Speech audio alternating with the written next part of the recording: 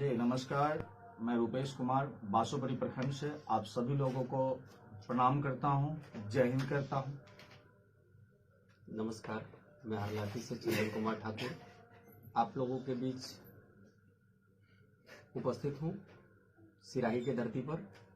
और अभी पत्रकार महोदय राजेश गुप्ता जी आए हैं। आइए जानते हैं इनसे इनके क्या सवाल है।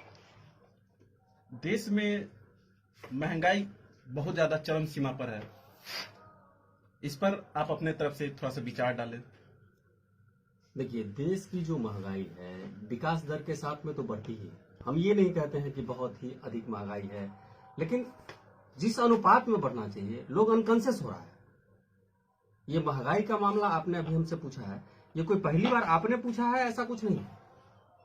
ये मामला हर आम आदमी के जबान पर है, खासतौर से मध्यम वर्गीय परिवार के जबान पर। ये महंगाई चरम पर है और मध्यम वर्गीय परिवार एक ऐसा परिवार है जो ऊपर के वर्ग को भी करता है और कभी कभी नीचे के वर्ग को भी करता है, और सबसे ज्यादा इफेक्टेड वही होता है जिसकी तादाद हमारे भारतवर्ष में सबसे ज्यादा है। पूरी दुनिया में सबसे ज्यादा मध्यम वर्गीय परिवार अगर निवास करता है तो हमारे भारत में। इसका रीजन क्या है?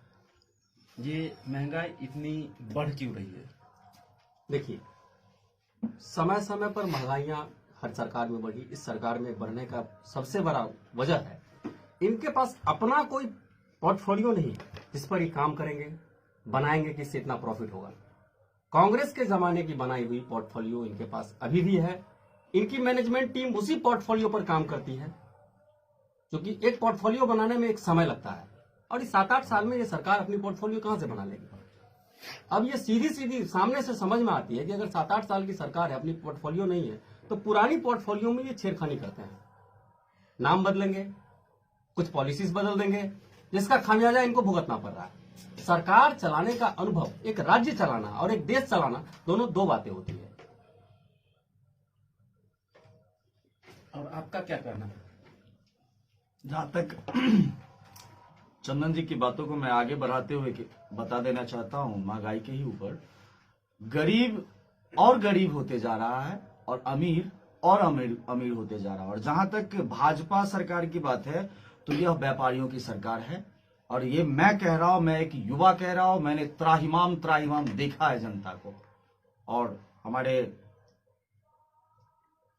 अजीज दोस्त जो बातें रखी है महंगाई के ऊपर, मैं उनकी बातों से सहमत हूं। इसको आपके ढंग से कैसे सही करना चाहिए? किस ढंग से नई पॉलिसी लाके इसको सही करना चाहिए? थोड़ा उस पर विश्लेषण। देखिए, आपने जो सवाल रखा है बहुत बड़ी सवाल है, अपने आप में एक सवाल बहुत बड़ी है, क्योंकि अगर सिस्टम हमारे हाथ में होगा तब हम इसके ऊपर विचार करेंगे। अगर हम अभी बना दे तो मैं यहां से आपके कैमरे के माध्यम से कहता हूं कि प्रधानमंत्री जी 24 घंटे के लिए मुझे कुर्सी पे बैठा दे, भारत की राजनीति में और भारत की जनता के ऊपर जो स्थिति गुजर रही है उसे मैं 24 घंटे के अंदर में निकालने का प्रयास करूंगा, और अगर नहीं तो देश छोड़ करके चला जाऊंगा। ऑन कैमरा आपको बताने से भाजपा ही लोग करेंगे, तो वो नहीं करना ना, जो देश को बेच रहा है उसके साथ हम नहीं देते हैं। जी, आपने बताया कि भाजपा देश बेच रही है जी, तो उसका कुछ प्रमाण? आए दिन आप मीडिया कर्मी हैं, आप आए दिन देखते ही होंगे, रेल बिक गया, हवाई जहाज बिक गई, सरकारी जमीन बिक रही है। यानी कि संसद में जो सीआरपीएफ के जवान रहते थे, सीआईएसएफ के जवान रहते थे, उसको हटा करके अब पर्सनल गार्ड रखा जाएगा। यानी कि हर एक सिस्टम आप देख रहे हैं। 2017 के बाद फौजी बहाली नहीं हुई।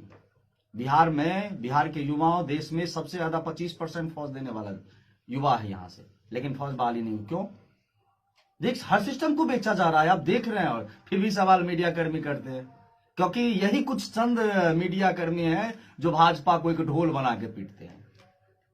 जी, और भ्रष्टाचार जो देश में बढ़ रही है, भ्रष्ट नेता है, भ्रष्ट प्रशासन व्यवस्था है, इस पर क्या कहना चाहते हैं? जहां तक भ्रष्टाचार की बात है तो मैं कह रहा हूं, नीचे ये जो सरकार बनी ना बिहार की राजनीति में, कहीं ना कहीं भ्रष्टाचार पे ही खड़ी है, कहीं ना कहीं ये भ्रष्टाचार पे ही खड़ी। और नीचे वार्ड सदस्य से लेकर के जनप्रतिनिधि में ऊपर मुख्यमंत्री तक भ्रष्टाचार में संलिप्त है। नीचे एक आशा पदाधिकारी से लेकर के ऊपर डीआईजी तक भ्रष्टाचार में शामिल है। और मैं डंके के चोट पे ये बात साबित करना चाहता हूं, और वक्त आएगा तो मैं रख सकता हूं इस चीज को कि भ्रष्टाचार में संलिप्त है। एक एक मंत्री को मैंने आवेदन दिया, क्या जांच हुई? कुछ नहीं। बड़ी सीधी सी बात है। ये ढकोसला आपके हिसाब से होना चाहिए कि मंत्री लोग कहते हैं कि आइए मैं आपका सुनवाई करूंगा, आपकी बातों को रखूंगा, ये सब कहीं पटल पे नहीं है।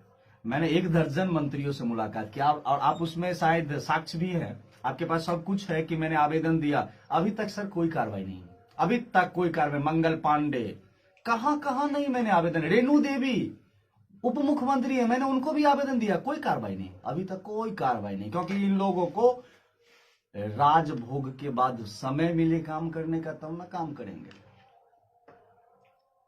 बेरोजगारी बढ़ रही है इस सरकार में। बेरोजगारी का जो बढ़ना है वो तो रुपेश जी ने अभी बताया आपको। बेरोजगारी सामने से दिख रही है। सब कुछ का प्राइवेटाइजेशन हो जाएगा तो रोजगार कहां से आएगा?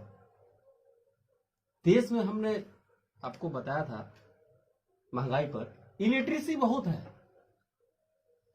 वो इलिटरेसी महंगाई पर भी लागू होती है। ये डिजिटलाइजेशन से महंगाई को कम करना चाहते हैं, जस्ट लाइक रिमोट से कम करना चाहते हैं। और देश में इलिटरेसी है तो रिमोट से कंट्रोल नहीं होगा। ये दूसरे देशों में जाते हैं, वहां देखते हैं और उसकी नकल करते हैं। उसकी अकल को लेकर के उसको इंप्लीमेंट करना होता है, वो नहीं करते हैं। इसके वजह से ये महंगाई तो है ही, अनएम्प्लॉयमेंट तो होना ही होना है। और जैसे बेरोजगारी है उस ढंग से लूटपाट भी क्लियर है। रक्षा व्यवस्था चरमरा जाएगी। लोगों के पास जब पेट में भूख होगा तो वो क्या करेगा? कहां जाएगा? स्वाभाविक सी बात है, लूटपाट तो होगी।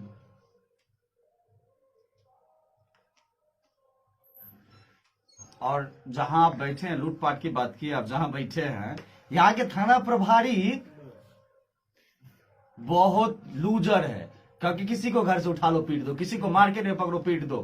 क्योंकि इनको सही चीज हाथ में नहीं आ रहा है तो ये सभ्य लोगों को, सज्जन लोगों को टारगेट कर रहे हैं। तो कहीं ना कहीं सिस्टम यही से ठीक करना होगा सरकार को। अगर विकास करना है तो जमीन पे और धरातल पे काम करना होगा, ना कि फोटो और फ्रेम में आना होगा। भाजपा सरकार निकम्मी है क्योंकि यह सरकार बदलनी है। आज से कुछ दिन पहले मधुबनी में एक घटना हुई थी, रेप कांड। रिक्शे से उतारकर एक लड़की का सामूहिक बलात्कार किया गया था, जिस पर अभी तक शायद मुझे जहां तक पता है आरोपी पहुंच से दूर है। इसमें किसे आप दोषी ठहराना चाहते हैं? देखिए, सबसे पहले तो दोषी वो है जिसने बलात्कार किया, लेकिन दूसरी दोषी पुलिस भी है। बस स्टैंड के पास होता है, बस स्टैंड के पास होता है और पुलिस प्रशासन नहीं देख पाती। गश्ती बल कहाँ है? एक जिला है, वो टाउनशिप कहलाता है मधुबनी का हमारा, वहां गश्ती बल की कमी जरूर रही होगी, तभी तो उस बच्ची के साथ इतना बड़ा हादसा हुआ। इन दरिंदों ने किया और आवाज तो हुई, कुछ तो हुआ होगा, लेकिन पुलिस वहां नहीं थी। गश्ती की गाड़ी उतनी देर में वहां से नहीं गुजरी। एक टाउन होने के बाद जब मधुबनी में यह हाल है तो यहाँ हम लोग ग्रामीण क्षेत्रों में रहते हैं, यहाँ क्या हाल होगा उससे सोचने को लगता है लोगों को। इसमें पुलिस भी दोषी है, सरकार भी दोषी है कि अभी तक इसको अमल में नहीं लिया गया है, उस बच्ची के साथ न्याय नहीं हुआ है। और इस तरह की घटनाएं इस सरकार में निरंतर बढ़ती जा रही है, कम नहीं हो रही है। बिहार में तो बहुत सारी बातों को दबा दिया जाता है, बिहार में बहुत सारी बातों को दबा दिया जाता है। अभी थाना प्रभारी पर रुपेश जी ने आपको बताया, बासोपट्टी थाना प्रभारी के संबंध में जो आपको बताया है रुपेश जी ने, और इस क्षेत्र की सिस्टम को समझाने की कोशिश किया है कि क्या क्षेत्र में हो रहा है और किस तरह से वो कर रहे हैं। इसी तरह से आला अधिकारियों को अपना काम नहीं करने दिया जाता है सत्ता शासन के द्वारा, उन्हें रोका जाता है, जिसके वजह से ये रेप जैसे घटनाएं कॉमन हो गई है। अरे कोई ना कोई नेताजी बचा लेंगे, कोई ना कोई नेताजी पीठ पर हाथ देंगे ना। और ये नेताजी कहां से आते हैं, किसके संरक्षण में, वो आपको समझ जाना चाहिए। इस सरकार में रेप की घटनाएं बिहार में बहुत हुई है जिसका कोई ट्रेस तक नहीं है। बहुत सारी ऐसी घटनाएं हैं जिसका कोई ट्रेस तक नहीं है, तो आपको ट्रेस मिल गया। बड़ी बड़ी घटनाएं होती है बिहार से बाहर भी, जहां इनकी सरकार है। आने दीजिए, समय आएगा और ये जनता समय पर जागेगी नहीं तो किसी भी हाल में यहां भी वो बीजेपी की सरकार आ गई तो पता चला उन्नाव, हाथरस जैसे घटनाएं कॉमन हो जाएंगी।